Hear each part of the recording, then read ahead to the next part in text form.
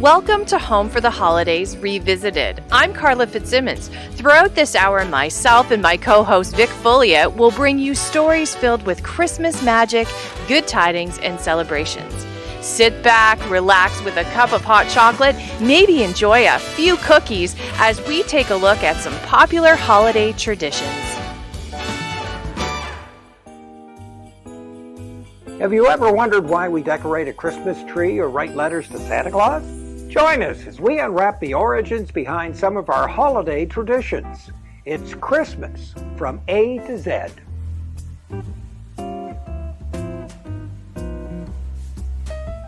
Angels.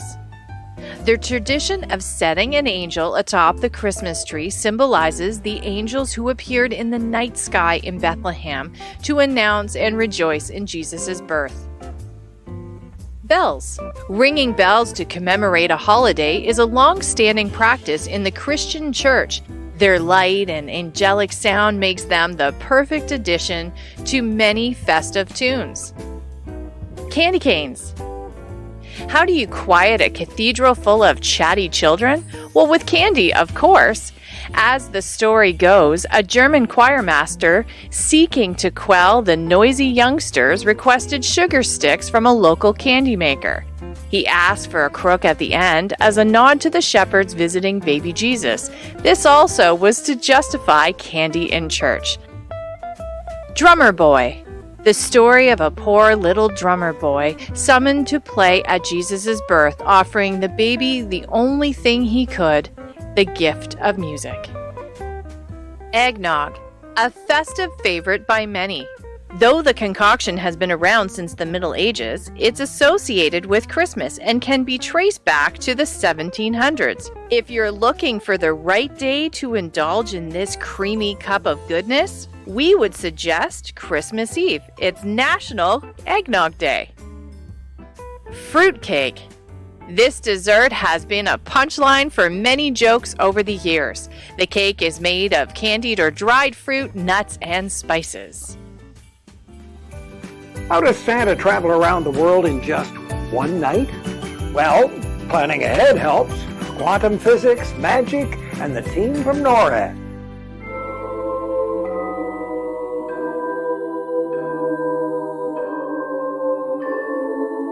History was made in December 1955 when a phone call came in to the Continental Air Defense Command in Colorado Springs, Colorado. Answering the call, Colonel Harry Shoup was surprised to hear the voice of a child, asking to speak to Santa Claus. Soon after, more phone calls began filling up the phone lines, all with eager children hoping for a chance to talk to Old St. Nick. Little did Colonel Shoup and his team know, a department store had placed an ad in the local paper, hoping to draw children to their holiday toy sale. The misprinted phone number rang directly into an important red phone in the Conad Operations Center, and thus a holiday tradition was born. Colonel Shoup's command team fielded calls all night long, checking radars and informing children of Santa's progress. The tradition continued through the founding of NORAD in 1958 and has gone on to become a global phenomenon. Today, NORAD's cutting-edge technology provides real-time updates on Santa's Yuletide journey around the world. Our constellation of defense satellites use infrared radar to keep pinpoint accuracy on the heat signature from Rudolph's nose. Ground-based radar tracking sites relay updates to our elite fighter pilots, who often escort Santa's sleigh through North American airspace. Our maritime partners in the Navy and Coast Guard make sure the seas are safe and secure beneath the flight path of the man in red. And finally, our special Santa cameras in strategic locations around the world capture images of Santa during his flight. Modern technology also allows people around the world to keep up with Santa's flight path using mobile apps, social media, and the NORAD Track Santa website. At the heart of it all, people can call or email the NORAD Track Santa Operations Center in Colorado Springs on December 24th. Volunteers are standing by to answer that all-important question, when will Santa get to my house? All of this is made possible by our volunteers and the amazing generosity of our corporate and government partners. Together, our affiliates bring this time-honored tradition to families around the world. What began with a single phone call has inspired the imaginations of countless children across the planet for more than half a century. No matter what is happening in the world, NORAD continues to keep the watch, maintaining the security of the skies across North America and beyond, and bringing a little holiday magic to us all.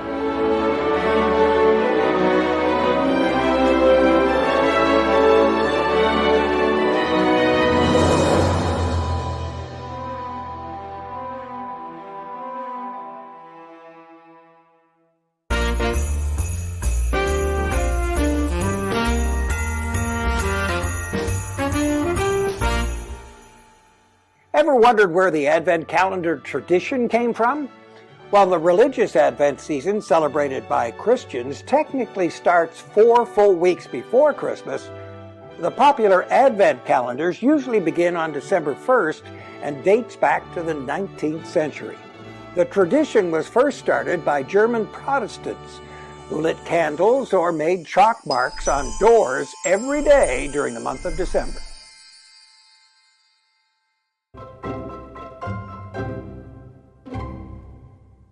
Here's a look at the top toys over the past 12 decades. Crayola hit the shelves for the first time in 1903.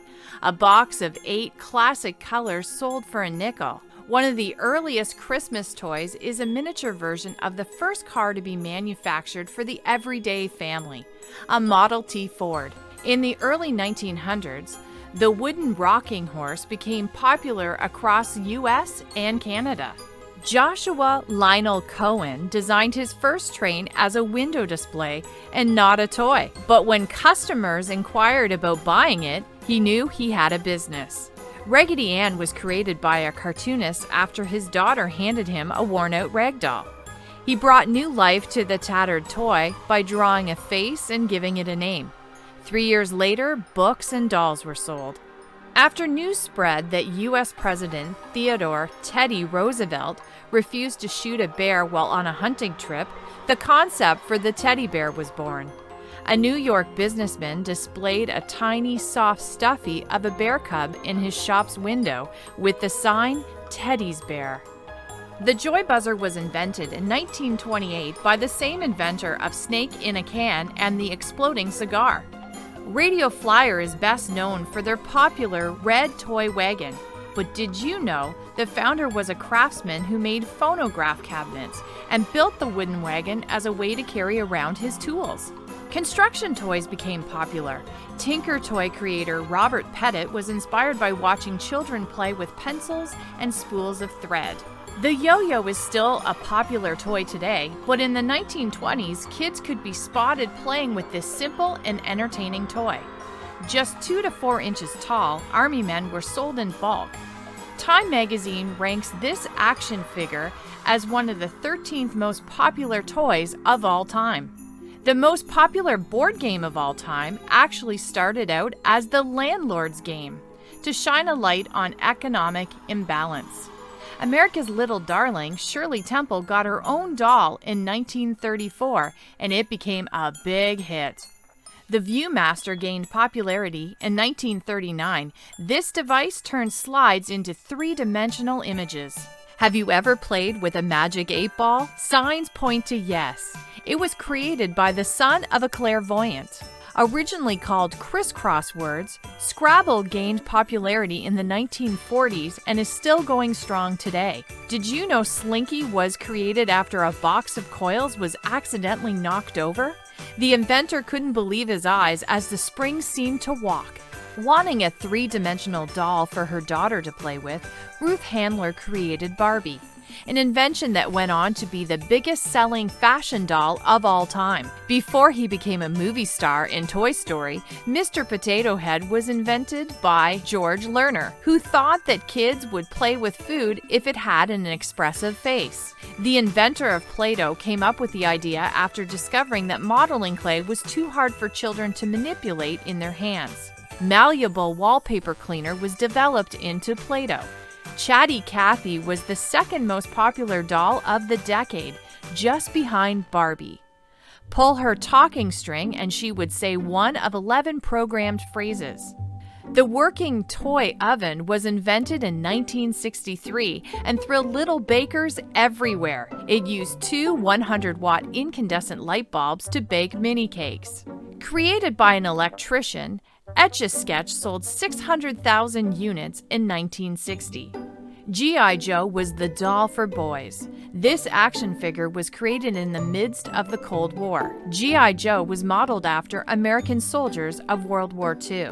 Legos is known as the toy of the century. Legos were invented in Denmark. These building bricks continue to delight children of all ages.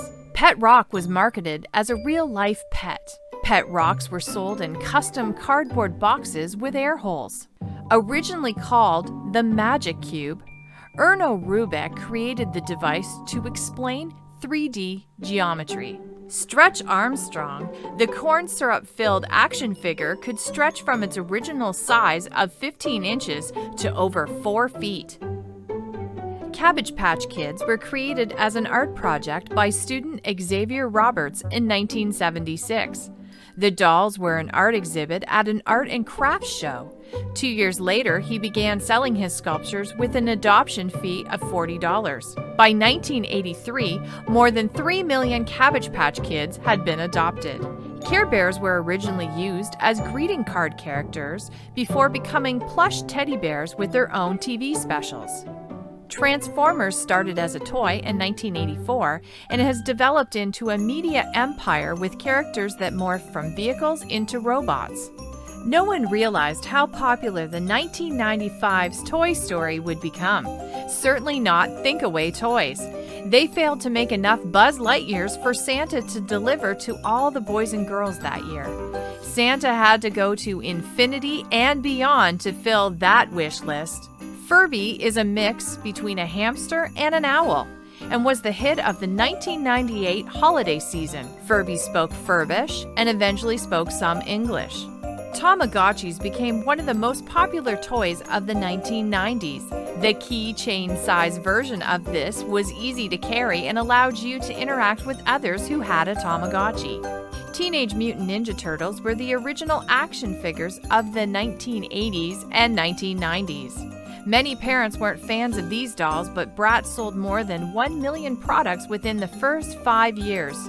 Beyblades combined customizable springing tops and was released in conjunction with an animated TV show. Razor Scooter hit the stores in 2000. This compact folding scooter went on to be 2001's top toy of the year. Elsa from Disney's Frozen was the second highest selling toy of 2014. Fingerlings had Santa wrapped around its finger. The idea came after seeing a photo of a little monkey hanging on someone's finger on Facebook. Hatchimals, an interactive furry toy that hatches from a plastic egg, and it was popular under Christmas trees. LOL Surprise became the #1 toy of 2017. Thousands of unboxing videos popped up on YouTube.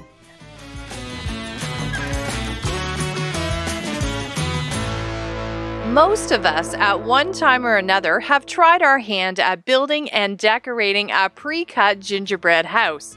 And more often than not, it doesn't look like the picture on the box. Warren Letson knows a thing or two about building and constructing gingerbread houses. Warren is a jack of all trades, from working in the broadcasting industry to working as a handyman who enjoys creating gingerbread masterpieces. This past summer, he got the chance to work behind the scenes on a holiday movie featuring gingerbread houses called A Gingerbread Christmas, featuring Food Network personality Duff Goldman. His friendship with celebrated gingerbread artist Beatrix Muller led to this opportunity. And so May 10th, I started. And for 20 days straight, so from the 10th till the 30th, every day I was getting up and, okay, I have to produce something else. There was no direction whatsoever. They just wanted a bunch of pieces for the background, which kind of scared me because it's like all the way through the process, it's kind of like, okay, like I wake up in the morning and I want to do a church. It's kind of like, Oh, there's a really cool church in Brantford, which is the oldest original, like still standing original church in Ontario. Is in Brantford, the Mohawk Church. So I went online, found pictures of the church, and just did that. They built that church for the day.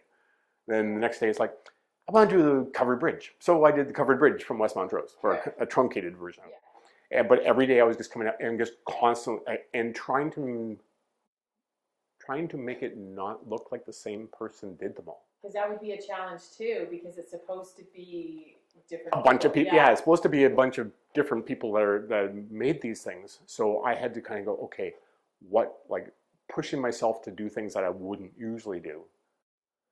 You know, like I am very much like candy all over the place. In my earlier stuff, but trying to do stuff that's like, okay, I would never do this, so I'm going to do it. But so every day I was doing it. So then in the process, about halfway through this, they contacted Beatrice, the gingerbread, or the one that did the main pieces, and said, we need somebody on set to coach the actors as to how to properly make the gingerbread, to roll the gingerbread, to mix the gingerbread, and then to build the piece that they're supposedly making.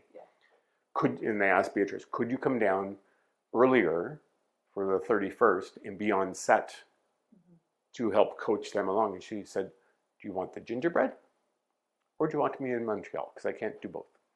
Because in the meantime, so she was knocking off the main pieces, which are like, the detail is just incredible. But all of her time was spent making these 5 pieces while I was doing this other stuff. So then they phoned me and said, would you, like, I know you're working on this other stuff. Could you come down to be here on the 31st so you can be on set? So like once I got there on the 31st, or I got there on the 30th, first thing on the 31st, I was there for every gingerbread or any shot that involved gingerbread. I was there. So like the first morning I was there is the scene where they're rolling out the gingerbread and kind of and actually mixing things up. When the producers first sent the script to Beatrice, and they actually got her, and she got her daughters to go through it as well, and it was like, no, that's not right. Nope, no, you would do this in a different order, and the writer had to like totally rejig a lot of it because he didn't know what he was writing about. So, out of all the things that you've done in terms of gingerbread, including what you did for this production, what is your favorite piece? Do you have one? Because it's like picking a favorite child, I would think. I mean, well, it's funny looking back at what I even my earlier pieces from like even 10 years ago, or maybe 8 years ago, was when I first did my carousel, which actually turned. But looking back, it's kind of like at the time, like that was monumental because that was the first big piece I did, and then to have it moving and blah blah blah, and I was really like super stoked about it. Looking back at it, it's like, and looking back at most of my pieces, because every year I push myself to do something a little bit different or learn a new skill. So like each one of them were like super cool at the time, but now, like, yeah, I don't know. My favorite one's probably going to be my next one. First few, but now when I'm doing a piece, like I'll actually physically build it out of foam core, right? Just the piece of paper with the foam in between, just so that I'll draw it a number of times till I get a design that I like, and then I'll physically make it out of a foam core, so like to the right dimensions and the right. So when it comes to baking, all I have to do is take that model apart. What drew you to gingerbread ahead of any other kind of baking? Because I know you like to dabble in the kitchen, but what was it about gingerbread? I mean, it was strictly that, like my former wife used to always make gingerbread for her brother for Christmas, and she always made it like she had this template and she had the recipe and say, if I use this template, I can get exactly this house, and she always did the same house. Breaking away from that and that's what kind of got me into it. And then, because it was new to me, like the carousel was probably around 60 hours. The year I did Hogwarts, it was about 90 hours. Was that last year or the year before? I think it was 2 years ago when I did the Paris City Hall. Right. like that was 120 hours, which is still only like a third of what somebody would do on a full-up competition. The main plot of the movie is she comes back to her bakery, but there's a guy that's been running the bakery. Right. But it's a handyman that knows how to bake. So that's you. So it was a couple of days on set, and I was talking to Mark Ben David, the guy that plays the main male role, and he was kind of, so like, you're a baker? I said, no, I don't bake. Or, you know, it's like I do gingerbread, but I'm not a baker. He goes, so what do you do? It's like I build decks and that type of thing. I build myself as a handyman. So he goes, so I'm playing you. I said, yeah, kind of, I guess, yeah. After watching it, it's like, this came together really well. Like even the pieces that I did, though, I mean, weren't necessarily all that impressive in person, but they were meant to be deeper into the background. Look great on, like, you'd never know that, most of the pieces that were in that gingerbread competition weren't really made of gingerbread. Now, I don't know if he knows it, but and I don't even know if it even got into the show anywhere. I actually made a redo of my carousel. I saw your picture. Yeah, whether or not it actually made, I haven't really, but yeah, so that was my kind of a nod to my first creation. But all the animals on that, so there were actually gingerbread. So there were pieces where it's kind of like, okay, this would look better if it was in gingerbread. Yeah. Well, the day that we were shooting the competition, by that point, once we kind of got all the pieces onto the tables, there really wasn't a lot for me to do, other than we had to move some tables just because they were rejigging the cameras and stuff, but really wasn't much to do that day. So I went to the director and I said, I don't know if it's possible, and I know it's last minute, but I said, if there's any way that you could kind of slide me in as an extra, I'd be up for it.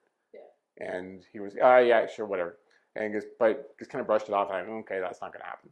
Yeah. And about an hour and a half later or something like that, this lady that I hadn't met most of the crew. So this lady comes up and she goes, you're over there. She goes, you're going to be standing behind that table. And I said, oh, well, I'm an extra? She goes, oh, yes. I guess maybe he didn't tell you this. I said, no, nobody told me. So it's like, so you're going to be over there. So, and they hadn't started shooting it. And so I kind of just established that, okay, so basically they cast me as one of the competitors. Makes sense. And they hadn't shot anything yet. So I rejigged it so the piece that was in front of me was the covered bridge. That only makes sense. Of course. That only makes sense. Yeah, it's got, the covered bridge has to be my piece because I grew up in West Montrose. Be sure to watch A Gingerbread Christmas featuring Beatrice and Warren's gingerbread masterpieces. A Gingerbread Christmas is streaming on Crave. Movies play such an important role in creating the magic of the season. Here's a look at some of the popular holiday classics that continue to delight audiences year after year.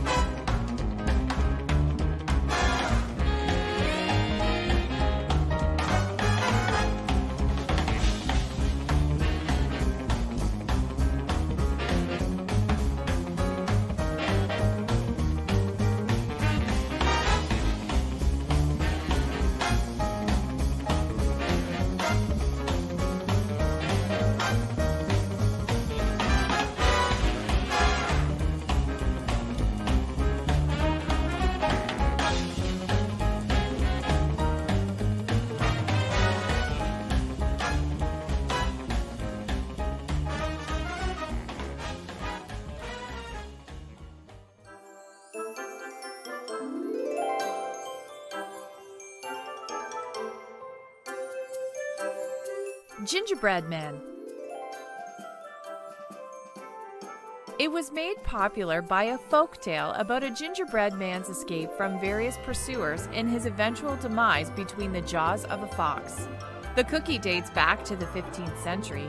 The first documented instance of the biscuits was at the court of Queen Elizabeth I. She had gingerbread cookies made and presented in the likeness of some of her important guests. Gingerbread Men appeared in several Christmas-themed stories, including The Nutcracker. holly. This festive flora is full of symbolism. Its prickly leaves represent the crown of thorns that Jesus wore during the crucifixion, while the berries symbolize the blood shed by Jesus due to the thorns. Often paired with ivy, the two have been coupled since the early days before Christianity, when both were used to decorate the home in winter. Icing. It's a season filled with sweet treats and candy cane kisses. Covering cakes with powdered sugar and other tasty toppings was introduced in the 17th century. Jesus. For unto you is born this day in the city of David a Savior, which is Christ the Lord. The traditions, good tidings, and tinsel make the season special, but as Linus so touchingly reminds us all in A Charlie Brown Christmas, the true meaning of Christmas lies in the birth of Jesus. Kris Kringle. A man by any other name is just as jolly. Across the globe, Santa Claus has gathered many monikers, including Saint Nick, Father Christmas, and of course, Kris Kringle. Music is the soundtrack to our lives. Christmas music is comprised of a variety of genres of music and often performed by some of the top recording artists of all time. Most Christmas songs prior to 1930 were religious. Following the Great Depression, Christmas songs took on more Western world themes and customs associated with Christmas, like Santa Claus is Coming to Town and Rudolph the Red-Nosed Reindeer.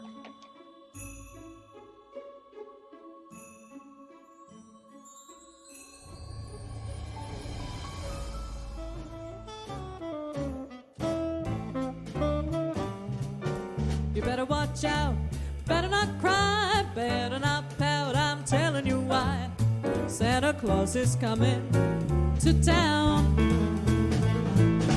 He's making a list, checking it twice, gonna find out who's naughty or nice.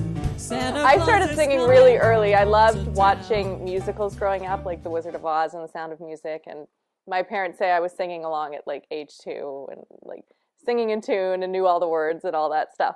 But I would say the first time I knew I could sing and got confirmation was I was in a Christmas concert in grade 4 and they asked me to do a solo actually at Christmas time, and I did the first Noel, and then the whole audience really erupted in applause, and I was like, oh, maybe I can do this and maybe I'm good.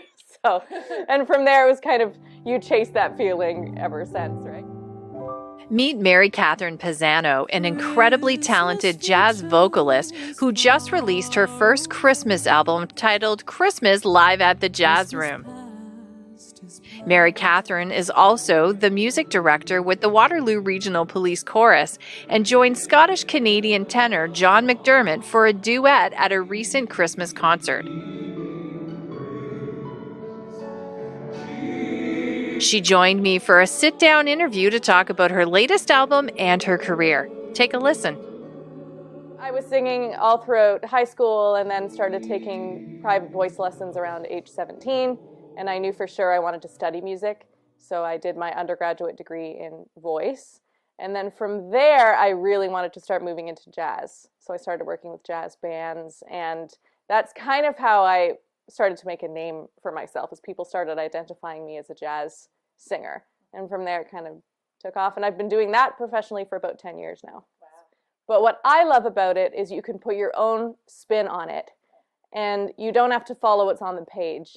And I can bring whatever I'm feeling on that day to the song. And so my interpretation might be totally different on December 16th as it is today, kind of thing, right? So I love the freedom of that and the ability to just create and interpret at my own will without having to be, you know, a slave to the page. What's your favorite thing about singing? Expression. I just love being able to move people through what I sing, and my life experience informs what I sing, but then people interpret it from their own life experience and come up and tell me that, oh, that moved me because it made me think of what happened to me in my life. And so the exchange of energy that way is so addicting, I think. The very first number we did started with just drums, and then we layered in all the instruments, and finally the full band came in about 2 minutes in. So we really kind of amped up that energy. And I feel like you feel that on the album of when is the big moment going to happen, right? Like everyone, we're kind of teasing them and waiting, and then this burst happens. And so that was a really fun way to start the night. Like, we're not going to give it all to you right away. So that moment sticks out. There's also a beautiful quiet moment on the album called A Child is Born, where the piano player has this beautiful free form. We didn't know what was going to happen that night. It just all came out and he improvised something, and I love the spontaneous feel of that. We were just kind of all waiting, like, okay, let's see what happens, and then we'll go in. So I love moments like that we didn't nothing was predestined, it just happened. Yeah. If you want a CD copy, you can get it through my website, which is Mary-CatherinePazzano.com, and it's streaming everywhere on your favorite music platforms too. Apple Music, Spotify, all that stuff. What's your favorite song on this album? Oh, good question. To look at the track list. I've always loved the song Have Yourself a Merry Little Christmas, and I really like the way we did it on this record. I know you from your jazz career, but I also know you from the Police chorus. So what's the contrast there? Because it's a very different flow. Everything is different. Your role is different. Tell me a little bit about that and what drew you to that. I really like working with groups as well. I love the community aspect of music making, and what draws me to that is the ability to kind of bring what I do in my performing career, anything that I can pass on to them in that context about interpretation or about, I'm talking to them about lyrics all the time. We have to get the energy of this song. This is happy. You need to make the audience feel happy. And so I love kind of bringing a whole group together with one vision, and me just getting to use my tools in a totally different way. They never hear me sing. It's all about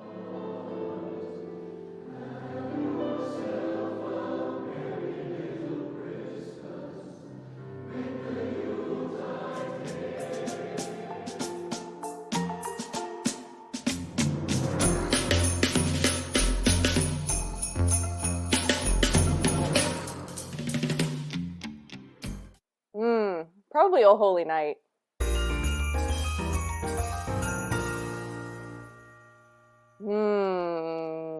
White Christmas?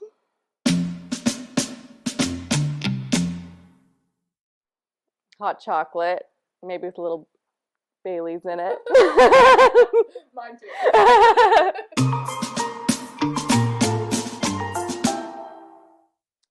I mean, I love my early childhood memories of Christmas. I remember my parents used to have this tradition that we'd open up all our presents under the tree, and then there'd usually be a big surprise in the basement. So we'd all kind of wait for, okay, we've opened our presents up here, can we go down to the basement now and see? And sometimes it would be this giant playhouse, or it was always kind of the big gift. But I love remembering that anticipation as a kid of, we're gonna go down to the basement soon.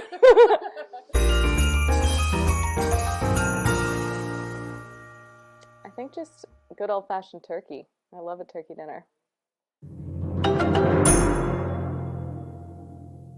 I feel like my husband and I got engaged around Christmas time, and then we kind of announced that we're getting married in New York City. And we didn't gift it, but I feel like we kind of my family always wanted to go, so finally they had an excuse to go. So, I like that. Yeah. That's awesome. He knows when you're away. He knows if you've been bad or good, so be good for goodness sake. Jolly old Mr. Kringle is soon gonna jingle the bells that'll tingle all your troubles away. Everybody's... Lights. Thomas Edison was a marketing maverick as well as a clever inventor. During the 1800 Christmas season, Edison decided to generate some PR for his incandescent light bulb by laying out 8 miles of underground wire to power string lights across his laboratory in New Jersey. Mistletoe. Couples and star-crossed lovers meeting under the mistletoe. It's a tale as old as time, or at least as old as the 18th century. Men would steal a kiss from any woman caught under the mistletoe, and a refusal was bad luck for the coming year. North Pole. Santa's real workshop may be closed to tourists. The North Pole is home to Santa, Mrs. Claus, and a workshop full of elves. What made the North Pole so appealing to Santa is the fact that it is the northernmost point on Earth, lying completely opposite to the South Pole. Ornaments. From beautiful glass bulbs to cartoon characters, every ornament tells a story, and together they create a tree's personality and chronicle years of Christmas memories. Popcorn string. Eat a piece, string a piece, and so it goes. Stringing popcorn for the tree is a tasty tradition dating all the way back to the first Christmas trees in Germany. The secret to the perfect string? Used wax dental floss and day-old popcorn to avoid breaks. Looking for some fun and unique gifts this holiday season? Danny Boone, a trend-spotting expert at Showcase, shares a couple of the hottest trends hitting the store shelves and online. Danny, tell me about what is the most popular trends you're seeing this season? I'm so glad you asked that, Carla, because we have so many. Everything for everybody. This is the greatest thing. Showcase has a little something for everybody all under one roof. You can find us also when you shop online and in store when you shop at Showcase. We've got everything from candy machines. We've got, now the biggest thing right now is the candy claw. It's the hottest trend right now because people are looking for something the novel, right? We're going to be home for the holidays. We've got people coming in, coming out. We want to entertain the kids in different ways. So the candy claw is that amusement arcade, absolute, everybody goes to see if they can win the money, see if they win the candy, or even, you know, their iPhone. But this is, we can fill this up with candy, you can fill it up with mini toys, you can fill it up with little dimes and wrapped around, money wrapped around things, and it actually works all the same. But also, this is a game, not just so you can play till you win, it actually has a timer and a really cool music track that runs in it. So it gets faster and faster and faster and faster and faster and faster. Oh, wow. Okay. So much fun for everyone. And then when we talk about from the candy claw, we go into everyone's going games. And we're leaving video games behind and we're getting back to tabletop games. We've got the FIFA 2022 Foosball. Okay, this is really awesome. It's 24 inches. Fits on anybody's tabletop, so you could put this in the office, in your dorm room, have all your friends around. But it's like that little mini competition for the holidays. Siblings against each other, uncles and aunties settling scores. This is what it's all about. Now, also, you can now, because the World Cup is on, you can actually play your own World Cup tournament this holiday. Right. And if foosball's not your thing, because, you know, being Canadian, we've also got air hockey. I was going to ask if there was air hockey because, you know, being Canadian, it's all about the hockey. Can't lose, right? So we've got the air hockey, we've got the foosball, and we've also got pinball as well. So that's cool. Yeah, so we've got that online, and the greatest thing is about both of these is that you can really like build your own. Like you're building your own, you can take it anywhere, and it has the sound effects, and it's really like using the real arcade version, but just miniature, which is brilliant. That's awesome. I love that. Now, the strangest trend that I've seen, and I'm a dad. My daughter always wants a baby, and then guess what? We now have everything's going lifelike. And now we have the reborn babies. We have Jane and John that are in store and online right now, and they are so lifelike. Then, if a baby's too much responsibility, how about a pet? Okay, we've got pets. We've got the cat. We've got the kitten, and we've got the puppy. They're sleeping now. Shh, gosh. But the greatest thing, because they're sleeping, they purr and they pant, and you just have to keep stroking them and make sure that they stay calm and lovely. It's brilliant. So that's trends. But then we've got to go to the novelties, because everybody loves novelties, right? And that's what Showcase is for. So if you don't know what to buy someone this holidays, I always go for slippers. And when you go for slippers, you want to go for something that's completely unique. So we've got these beautiful plushy indoor-outdoor cow slippers. They're like a cloud inside. They're rubber on the base. You can take them indoors or outdoors, but they're cows. I think they're brilliant.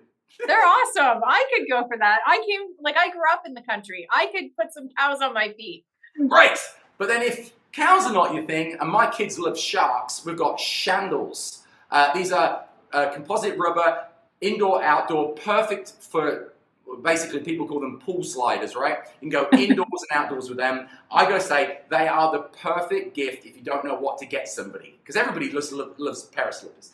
Then it comes to the biggest thing ever is, well, we all want to give something for the stockings, right? So stocking stuffers this year are huge. Now, the big trend that we're seeing is now this is what Showcase is really known for, is we find everything that's going on, like from TikTok, Instagram, Facebook, we scour the world to find out what the hottest trends are, and then we bring them in store. Guess what is the hottest trend this holidays? Oh, is there an age on that, or is it like it's just anything? It's a competition, and it's to do with food. Can you guess what it is yet? Well, you know what? I honestly can't. I've seen so many things about food, and my mind is swirling about what is it? Let me let you in on it, okay? It's pickles. Oh, and I was gonna guess that, and then I didn't think I'd be right. We've got pickles coming off the tree right now, out of your Sorry, I'm getting so overwhelmed because when someone says stocking stuffers, I never would think I'd say pickle. But the pickle is it. They've got a range of different flavors, a range of different heat intensities. You can go sour, you can go sweet, you can go flaming hot with the chamoy. But the great thing is the pickle challenge is what everybody's going to be doing this holidays while they're sitting at home with the family. It's like how many people could do the sour pickle challenge in 2 bites and not like, it's unbelievable. Well, the pickle is a part of the German tradition that there's the Christmas pickle. So that if you want to take on the German culture, there you go. You got the Christmas pickle. I never knew that. Yeah. Well, okay, so from traditional German holidays, how about going space age? Yes. Okay. Now, that I know is very popular. Everything to do with space aged, like the ice cream, all of those kind of things. Well, this is freeze-dried candies. So what they do is astronauts actually have freeze-dried food. Now, why we freeze-dry it is because it gives you more texture, preserves it better, but then the flavor is so much more like echoed and compounded. It's unbelievable. So we have a whole range from treats of freeze-dried candies. Any kind of your favorite candy has been freeze-dried. Perfect for a stocking stuffer. I love it. Stocking stuffer. Love it. I love it. And I'm someone that would love that because I like trying anything that, the astronauts would have. That's amazing. It's so unique. Now, this is the whole thing, though. Everything here is on trend right now. The most brilliant thing about what Showcase offer is that all our stores are packed to the nines right now, and we can get everything to you same-day delivery with DoorDash. So, you know what, guys? Get on trend, get ready for the holidays, and really, really get unique with Showcase. Nestled in the hills near Heidelberg, there's a Christmas wonderland where Santa spends much of his time. On the day when Vic dropped by for a visit, he was greeted by Marilyn Hartung, who took him on a tour of this magical place. I've just spent probably the most unbelievable hour and a bit or hour and a half touring your home and Cottage. And the thing is it's both the child in me and the adult as well. Yes. There's just so much here. How would you explain to somebody who didn't have a clue as to what they would see? It's a fantasy cottage. Okay. I would say, there's things here from the past and all kinds of memories of your childhood. And that's probably why I'm so into it, because I see things. Yes. That, and like the Viewmaster and all of the things from our childhood that we always seen, and the Christmas nuts that we would crack on Christmas Eve, the tree, and making paper chains and things for the trees, which we don't have on anymore, but I do have a lot of old-fashioned things on the tree. The candy canes, the birds, the stars. Just talking to a friend of mine, and they were saying, "So what are you doing?" Well, I'm. You would have to come and experience it. And, yeah. And that's why we have different groups that come in, and they're just in awe. They're just like, "Are we really in 2022?" Yes. Yes. Because it takes you back in time, and the table is set for 1914, and it's all the things that I love to do. Yeah. I love to decorate. I love to do all this and put it together. It takes me about a month. Is that right? Wow. To put it together. Now, does it change much from year to year? Or is it pretty much? A little bit, but not you much. add It's things? the same things that go out, but they might be in different places. Yeah. First of all, you've got the Elvis part of it, Yes. which is incredible, and of course, I grew Yeah. up with Elvis, Yes. sort of thing, like a lot of people. The Elvis Christmas tree with all the ornaments that play his songs, Yeah. and all the regalia from Elvis that I've collected over the years. It's since I've been a teen. Yeah. And I love all of his songs and music. And then that would be the Elvis room that you start in when you come in the cottage. And then you work your way out to the dining room and the Victorian room, and which you see a lot of things that you really like. Yeah. Yeah. Bring back memories. Bring It's back just, yeah, memories. it's Many, just- many memories. What do you have a And, favorite thing, or one or two things, or whatever that are especially significant for you? The Elvis tree. Is that right? Yeah. Okay. The Elvis tree means a lot to me. Yeah. And the dining room, the Victorian dining room, is one of my favorite places to be. And singing carols, and like when I have the ladies in for high tea, we sing carols. And it's always a fun afternoon. And everyone goes away feeling Christmassy. They're in Yeah. the spirit. Yes. They say, we come here to get in the spirit of Christmas. And they always leave. In the spirit With of the Christmas. spirit, yeah. With the spirit. Well, it's it's one of, thank heavens again we're doing TV here, as opposed to trying to explain to somebody verbally Yes. what you would experience by a visit. So when did all of this start? Oh, 20 years ago, Is that right? I would say, yeah. I started in a small way, and then just kept gradually adding more and more and more until it's, Pretty amazing. amazing. And it takes, like I say, a month to get all the trimming done and the trees decorated. The house gets cleaned as I decorate. That seems to be the way. And everything gets polished and cleaned and ready for company. And we have everything here from the past. And Santa himself is here as well. So, and have some Christmas cake and cookies, and just tour through the house and see Elvis and all the Victorian and toys that are all animated and play and sing. So it's an experience that you'll never forget. Certainly not me. I know that's. You'll never forget the I'm a child at experience. heart as well. Child at heart, that's exactly right. Yeah.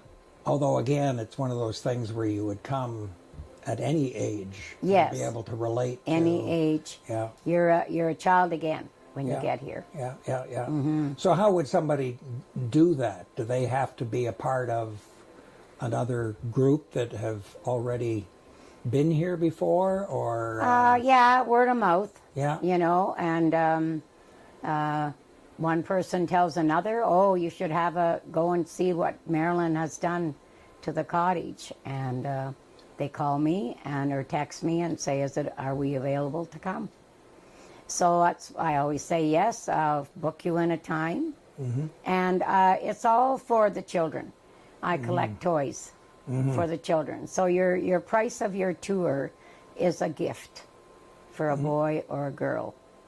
And all of the gifts are taken to the Knights of Columbus. Oh, beautiful. For the toy mountain. And so that's what I've been doing for years is toys, because children have to have a toy. Yes. Yes.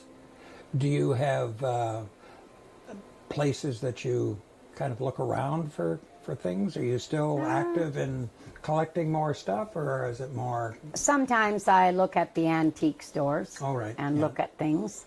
Yeah. But I pretty well have as many things as I really need now. Like I would have to add on an addition to put more stuff in here. And everyone will say to me, well, where do you store it all? Well, it all goes into bins and goes up in certain places to be kept over the winter, and then back. And I start decorating usually October, because this room here takes me about 2 weeks. Is that right? Well, I totally understand that, actually. To get the table the way it should be, and the trees up and everything. So it takes about 2 weeks to do the dining room. Yeah. The Elvis tree takes a week, and all the Elvis ornaments. So it's a fun time for me, and I enjoy every day of it, every minute. Yeah, and I would imagine you're a very comfortable person to talk to and so on, and that probably is a plus. Anybody that comes by, whether you know them or necessarily or not. Nursing is my background. Oh, is that right? Yes. Oh. So have lots of patience. Oh, good point. Where were you a nurse? In Sudbury at Cambridge College. Okay. And then moved down here and worked at Sunnyside Home. Oh, right. Yeah. So, so I'm retired, and retired at 55. And have been enjoying... And said, what do I do now? What do I do? Well, I guess I'll play in the band and get that going, and get all the other things going, usher at the theater, and it's good to retire. So plan, busy, right? I've got every day is a weekend. Yeah, well, yeah, exactly. Every day is a weekend. Yeah. And planning jamborees and playing at the Blythe Theater. Oh, yes, right. I play up there for the barn dance and the steam show in the backup band, and was on the barn dance with a friend of mine. We were up singing. So we have lots of things that I've done since I've retired, and plan to keep doing it. Yeah. It shouldn't be retirement. Doesn't mean you lay in a bed someplace and not do anything. It's an opportunity, really. It is. Do things you've always wanted to do, or never even thought of. Yeah. And during the winter months, we have the neighborhood skating rink here. And so everyone comes here to skate or play hockey. And we have a big fire outside and hot chocolate. And so it's a fun time in the winter when Christmas is all put away. We just keep going. We have our jammers. We have a once-a-month breakfast club. We have fish and chips at the Knights of Columbus, and that's a once-a-month thing. And so it just goes on month after month. Well, thank you very, very much. You're welcome. This was a great 2 or 3 hours. Everything you expected? Way more than what I expected, actually. Just really quite incredible, especially if you're of my ilk and and other folks' ilk of the memories this brings back. And yes. Unbelievable.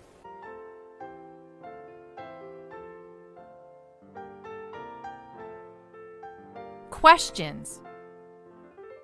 What do you want for Christmas? How does Santa travel around the world in just one night? How old is Santa? Am I on the naughty list? It's a season full of questions, but it's also a season full of magic, mystery, and music. Reindeer. Rudolph and the gang pull Santa's sleigh through the night sky, helping him deliver gifts to children on Christmas Eve. The first reference to Santa's sleigh being pulled by a reindeer appeared in a children's poem called Old Santa Claus with Much Delight, published in 1821. Snowman. It's a popular theme for Christmas and winter decorations. Frosty the Snowman is one of the most popular of the holiday-themed characters. The record for the world's largest snowman was set in 2008 in Bethel, Maine. A snow woman stood 122 feet and 1 inch in height and was named in honor of Olympia Snow, a U.S. senator representing the state of Maine. Turkey. The turkey dinner appeared on Christmas tables in England in the 16th century, and popular history tells of King Henry VIII being the first English monarch to have turkey for Christmas. Ugly Christmas sweater. Clothing trends come and go and then reappear. Very few styles can boast the same cross-generational appeal as the ugly Christmas sweater. The trend started in the 1980s and is still going strong today. Vanilla. It's the world's most popular flavor and smell. Good quality vanilla has a strong aromatic flavor. Wreath. This decoration is an assortment of flowers, leaves, fruit, twigs, and various materials that are constructed to form a ring. In English-speaking countries, wreaths are used typically as household ornaments, most commonly as an Advent or Christmas decoration. Xmas. While many assume Xmas to be a simple abbreviation for Christmas, the X actually has been a stand-in for Christ for more than 1,000 years. The word comes from coupling the Greek letter chi. The X is the first letter in Christos, the Greek word for Christ, and miss is an Old English word for Mass. Yule log. It's a specially selected log burnt on the hearth as a Christmas tradition in regions of Europe. Zest. The key to holiday baking. Adding the rind of citrus fruits like lemon, orange, and lime to sugar cookies and shortbread.